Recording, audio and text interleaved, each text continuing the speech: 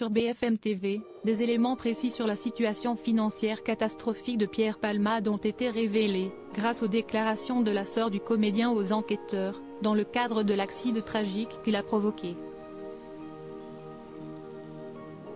Ce 28 février 2023, BFM TV a pu accéder à des informations capitales sur l'enquête portant sur l'accident dramatique provoqué par Pierre Palmade le 10 février dernier en Seine-et-Marne. Les analyses du bébé que portait la femme dans la voiture entrée en collision avec celle de l'humoriste ont indiqué qu'il était né viable et vivant, cela appuie les poursuites pour homicide involontaire. Par ailleurs, les deux autres passagers de la voiture du comédien ont indiqué aux enquêteurs que l'utilisation d'un téléphone portable aurait contribué à faire dévier Pierre Palmade de sa file, ce qui expliquerait la collision brutale.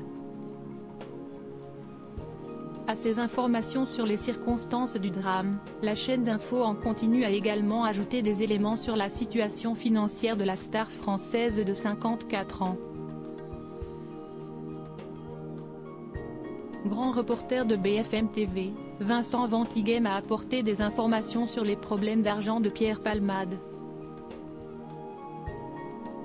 Rongé par la drogue, un mal qui le gangrène depuis des années et dont il a reconnu la consommation excessive, il ne travaillait plus et touchait près de 5 000 € environ par mois de droits d'auteur, ce qui ne couvrait pas son train de vie et notamment ses achats en stupéfiants.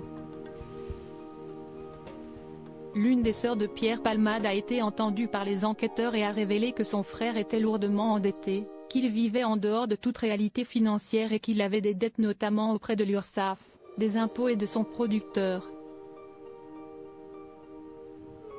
Estimé à 250 000 €, apprend-on sur BFM TV. Ce qui explique pourquoi sa maison de Célie-en-Bière a été mise en vente.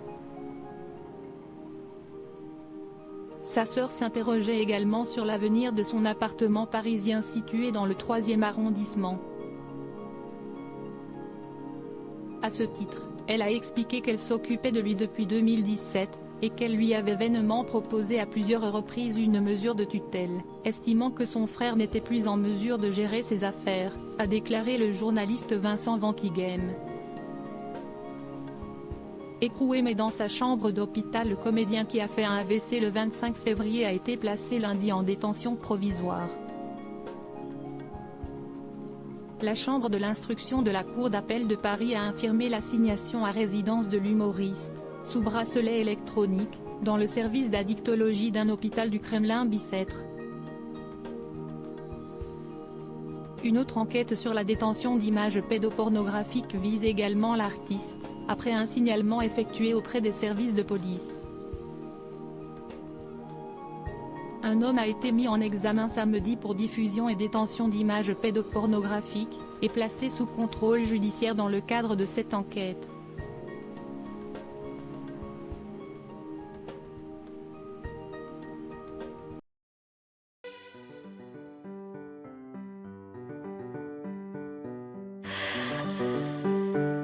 The man I love just had